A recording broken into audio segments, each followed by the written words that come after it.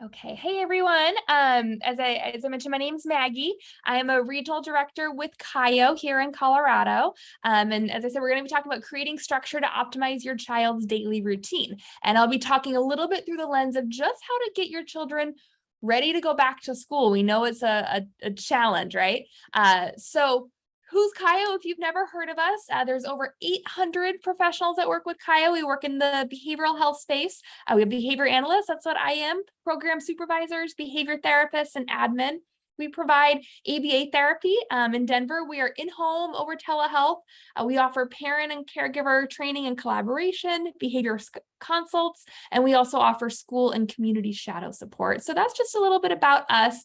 We serve all over. We're in 10 states across the US. If anyone's interested in learning more, you can look at our locations there. But why we're all here today to chat is to talk about daily living routines, right? And I use that term, but I recognize some folks might not know. It's kind of a clinical term that we use. So children that learn independence in their life have potential to thrive in those domestic and vocational settings. So I see daily living routines as, for me as a grown adult, my morning routine, my evening routine, my after work routine, right? What are the things I do to prepare myself for the day, to wind myself down for the day, or to re-enter home?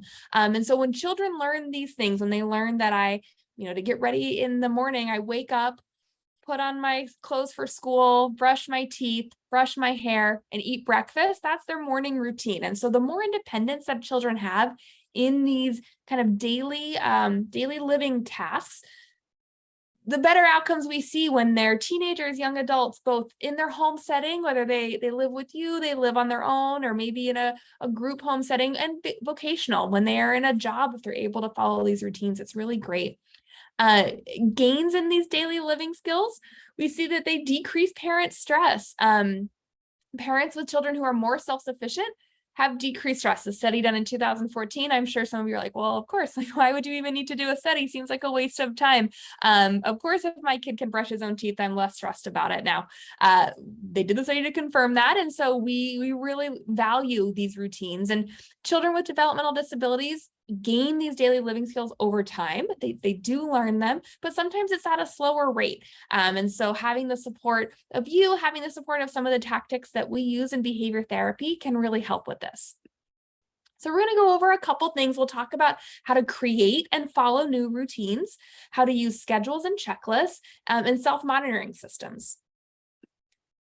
So we recognize that there's a lot of change going on at once for your kids. And if in the next 3 weeks they're starting school, right now they're in this loss of structure. It's the middle of summer, maybe they've been at camps, but maybe your kids, you're finding that week 6 of summer vacation, there's not a lot of structure going on. They're not seeing their family or extended friends as much. They don't see those school friends, or maybe they have a lot more time with their family now while they're home. And COVID-19 is again surging. So maybe there's this confusion of, I thought we did this. Like, what are, this is coming back. All this stress is coming back. And for parents and guardians, you don't have that same weekday routine of, I get my child up, I get them to school, I go to work, they come home, I pick them back up, we do all these afternoon things. And so without that, there's all these hours in the day. And so we know that over summer, all the things that happen, y'all have made it this far in the summer, which is great. But now we're getting back to a routine of that. And if you've never had a child re-enter school in the fall, it can be really stressful. Suddenly they need to be up, and the morning is a more forced time frame, right? We need to get going, and we need to go to school, and we can't be late. We can't be late the same way maybe we can be late to get in the car and drive for a bike ride or something. So we need to be more structured for our mornings. You have this blurred like work-life boundary balance. You're probably confused and anxious, like, how are we again in this COVID upswing? Is my child going to be able to go to school in the fall? I've heard nothing that would lead me to believe otherwise, but and maybe you're homeschooling, or you're trying to prepare them. They're entering second grade in the fall, so you bought that book on second grade skills, and you want to homeschool them for the couple of weeks before they go into school. So it can be a lot of things going on, and structure and routine can really help with that. So houses that have structure tend to have fewer challenges. They have fewer challenges with transitioning between activities. We'll talk about what a routine can look like, but I always recommend that even if you just have a routine of preferred really fun things, but your child is moving through them throughout the day, it can be a lot easier down the road when you ask them to do their reading homework, or they have to do their summer reading because it's July 27th and they haven't done it yet. Now we need to get going on it. If you've already built in this, yeah, we're going to watch TV for an hour and then go outside for an hour and then come in and do an art activity for 30 minutes and then take some alone time, right? You're already moving through activities. It can be a lot easier to add in some of those less preferred things.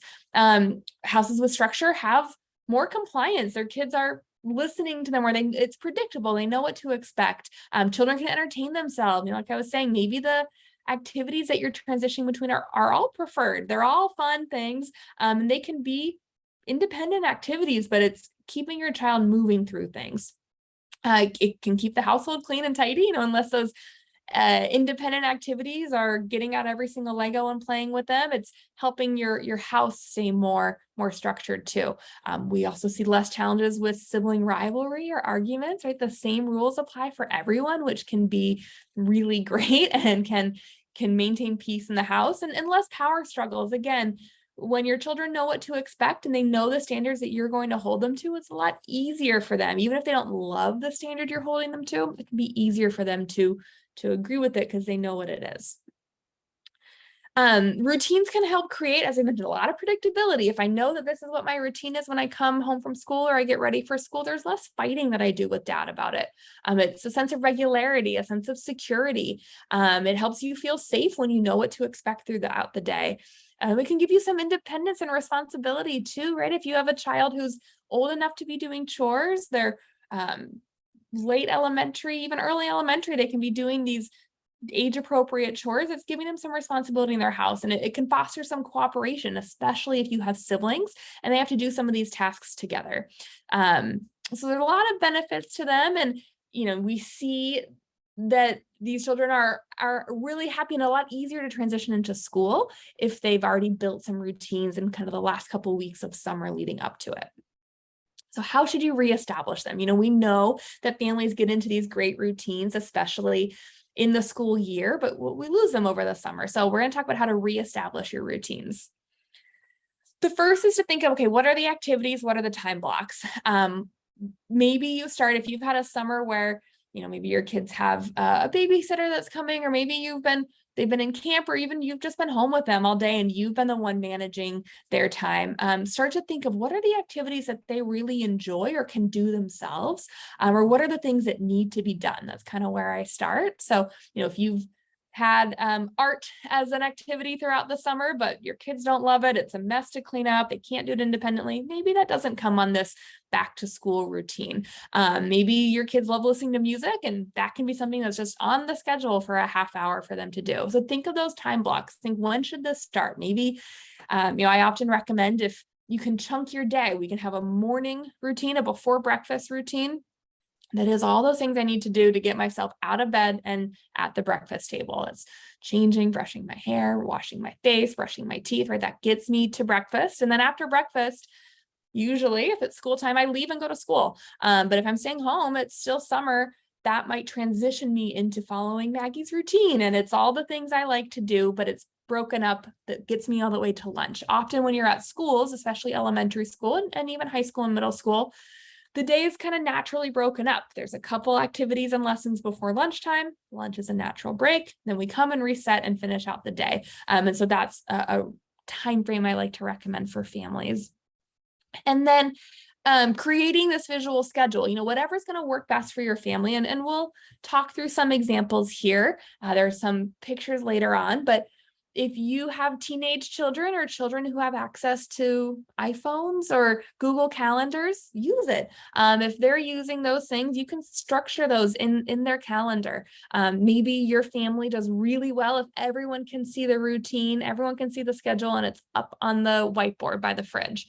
Great, use that. We certainly don't want you to have to think of new things to engage with your child. Maybe your child, though, is in behavior therapy and they already are using some of these picture icons I'll show you later. You can use those, talk to their team, and they can create them for you.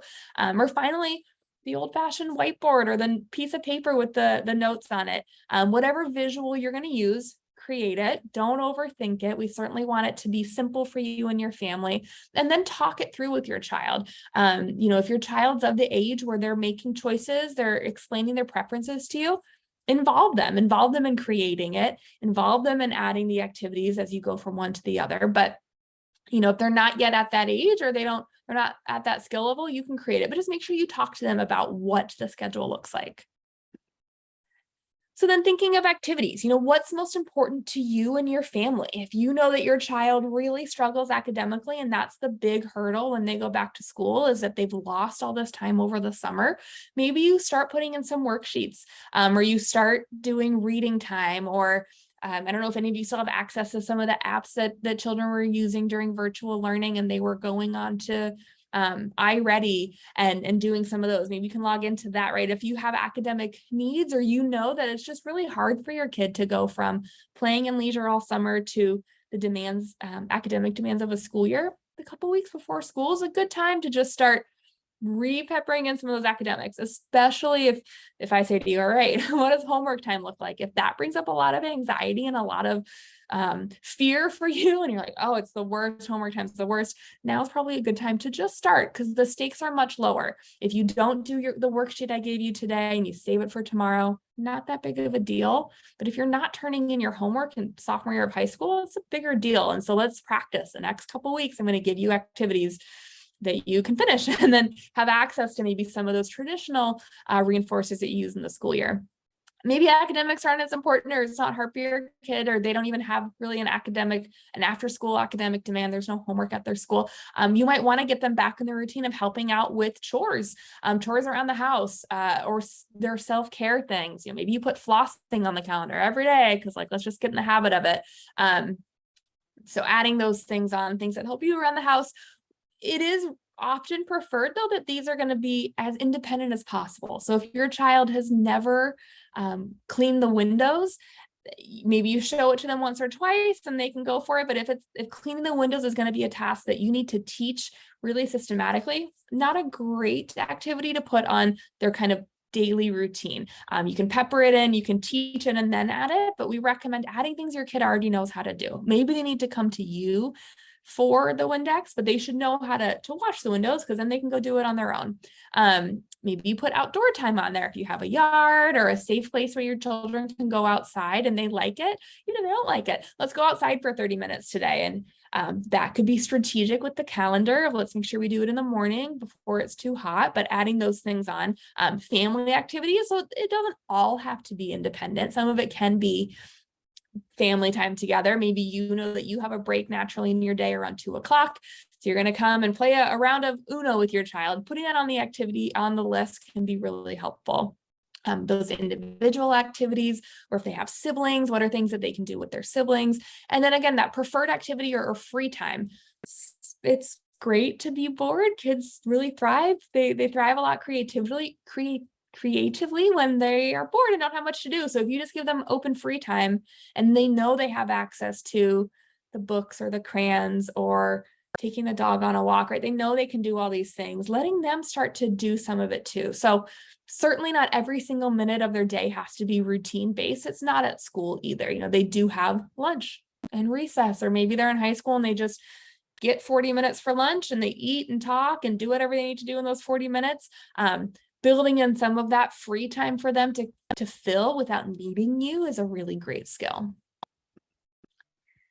So we already talked about some of these, but some of these other routines, right? If you have, especially if they happen every day, they need to set the table every day. They need to pack their snack. Maybe they go to camp, or even if you're getting them back into, if in your family, your children help make their own lunches for the next day, that could be part of this. We don't need to build a whole lunch the day before, but I want you to start picking out your snacks for tomorrow, especially if your child struggles with that. If that choice can be overwhelming for them, start to build that in right now. Making their bed, washing their hands, brushing their teeth. These are everyday things that they can be doing every single day.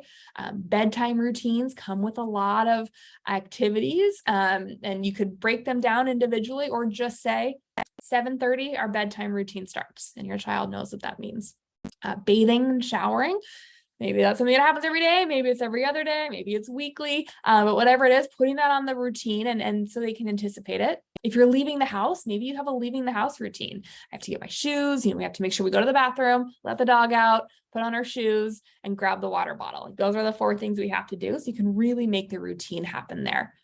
Putting on sunscreen, maybe your kid's doing it independently, or maybe you just want them to remember to ask you, remember to come, hey, dad, can you help me put on sunscreen? Or we're going to play soccer, mom, I need sunscreen. Getting your kids to start to advocate for some of those things. And then lunchtime, maybe lunchtime is paired with setting the table. Maybe it's alone. Maybe they're making their lunch, or maybe you just have them cleaning up their lunch and putting the dishes away. Whatever it is, really thinking of how can this become more than just the 5 minutes that they sit, scarf down a sandwich, and run off. So thinking of the time blocks, what's going to work for you and your child, thinking of how long they can attend to an activity without your help, without your supervision. Maybe it's not every activity, right? Like my nephew can play with Legos on his own, but he loves this rocket launcher that he has, but it requires some supervision because he likes to do it in the house, and he puts it up right next to the frames, and the rocket goes off and has broken mirror, right? Like that can get a little much for him. So if it's alone time, my sister wants him to do some things on his own, he's doing Legos, and that's the alone activity. So think, how long reasonably can you do that? My nephew is 4. He's probably about 15 to 20 minutes before things start to get out of control. He really loves following the little workbooks that they have. So that takes him some time. If it was just giving him a book to read or stickers, that's about 2 minutes of his time. So how long can we expect? And then think, how long are my kids usually expected to remain on task at school? And this time is going to increase. From preschool with my nephew, it's 5-10 minutes of an activity, and then they move on. They move a lot. Montessori school, like he doesn't get 4, which is great. But if he was 15 and in high school, he expected to remain on task for an hour. So can we extend that time as much as possible? So think, what does that look like? And then finally, is the time block for the activity real? Sense to do Legos for an hour and a half? I've met kids that, yes, an hour and a half of Legos is not enough time. Others where it's like an hour and 29 minutes too long. So think, does my kid like this? And does this activity have an end? If it's a puzzle and you give them an hour to do a puzzle that they do in 5 minutes, do you have, what is that? 19 other puzzles for them to do? Maybe they love them and they can do them all. But if the activity naturally ends, maybe that's not a realistic time. And then think, what's in it for your kid, right? Ultimately, we want them to be, to find these activities and find completing these activities intrinsically motivating.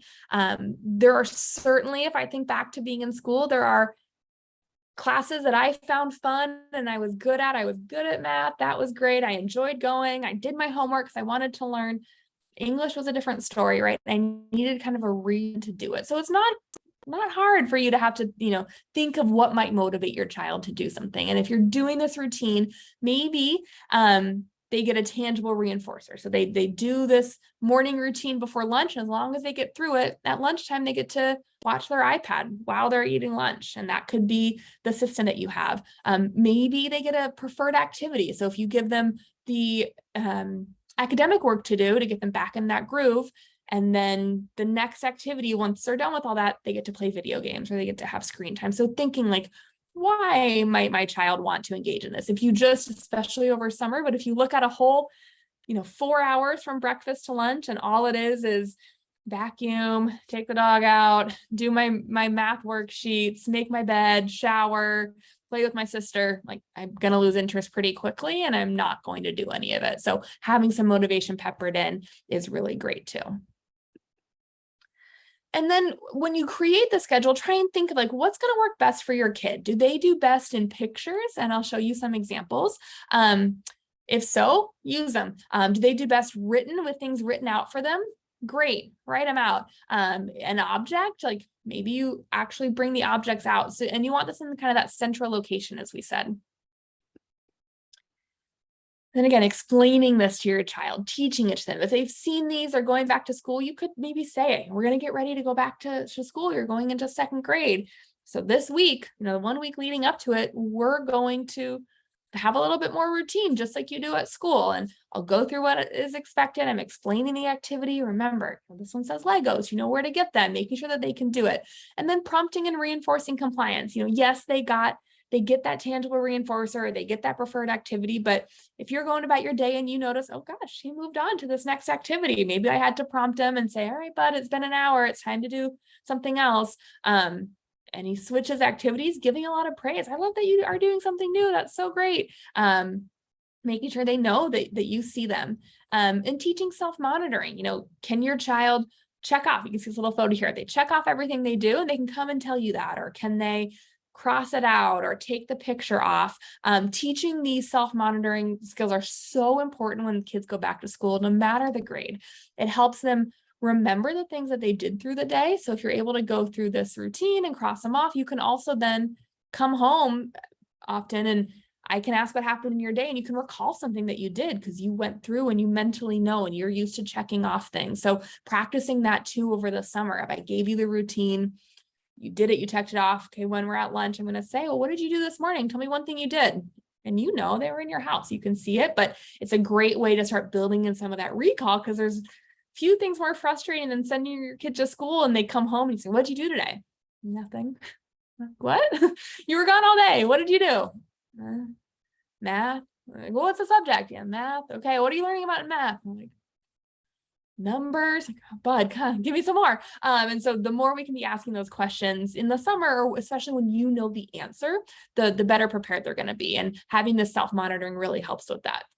And again, reinforce following the schedule. Even if the schedule is all just fun things, we're moving from I have teenagers that I work with who have been spending all summer watching TV all day. They wake up, they eat breakfast, they watch TV, they eat lunch, they watch TV, then we come for ABA.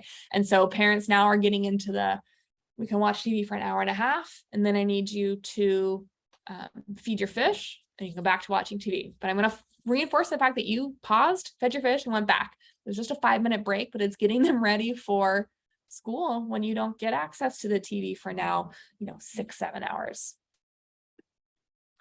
So here's some of the examples. As I said, this one, these are the photos. And so you can see they're actual photos of the activities. You can make these online. You can, if your child has a speech therapist that they work with or an ABA provider, you can ask them to make these. You can also do typed out, written, this is Freddie's morning routine. Every single day, it's the same. And maybe we introduce it, the week before school. And we change a couple things, right? He doesn't necessarily have to pack his lunchbox, but maybe he does. Maybe we have a picnic every day the week before school to get us out of the house.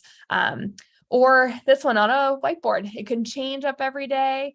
Maybe it's just, something that you have easy access to. The hard things with both whiteboards and the picture icons is things can go missing from the list, even if they weren't completed, or I guess even with the typed one, but I could take off writing and I could lose the icon and then mom can never add it back on.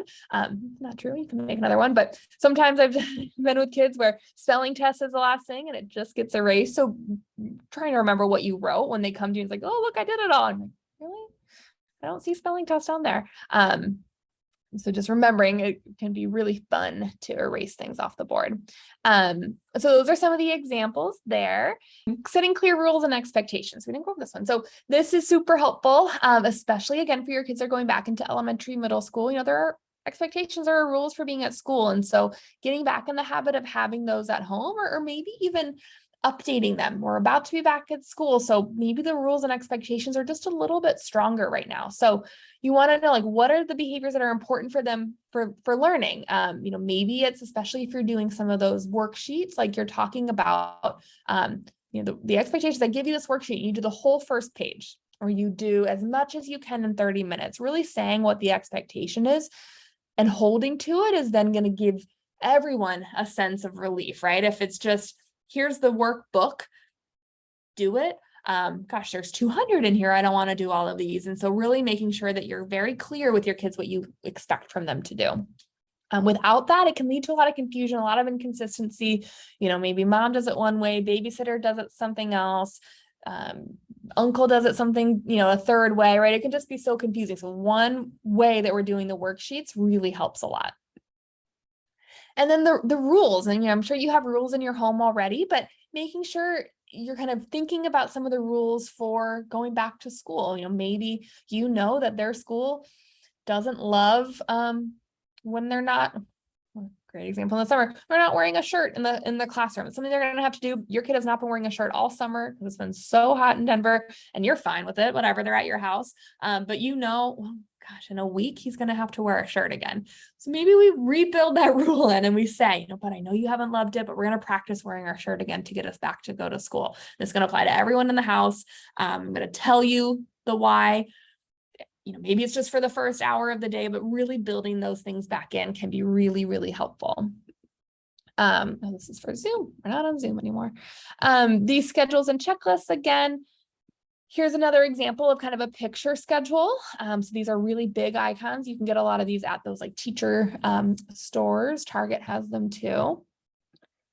These other ones, and then again, kind of reviewing just how to do it. So a lot of the same information in our two decks here, but wanted to make sure we talked about creating those rules and expectations too. Okay. All right. Well, as I said, that was a lot of information. Any questions, things that I can answer for anybody on the webinar? A question that I get asked a lot is, what if I have kids of different ages, different abilities, different levels? How do I make this kind of consistent? And really thinking through, what is reasonable? What is reasonable for a 4-year-old to do versus a 14-year-old to do? And if those are the ages in your home and the ability levels, yeah, maybe your 14-year-old is doing a lot more independent stuff. Their routine is very independence based. Maybe the 4-year-old does need more of your attention and time, but recognizing too, like, oh, a 14-year-old might want it too, or maybe they can do things together. So you can have separate schedules even within one home, or it can be the same schedule that everyone follows, but maybe just with different expectations. We certainly want the rules for the household to be the same, but the expectations might be, yeah, my 14-year-old, it's playtime, but for my 14-year-old, that means that she gets to go to her room and be on her phone for the hour. For my 4-year-old, that means that we're pulling out the Legos and he's playing with them. So the definition of what it can be different.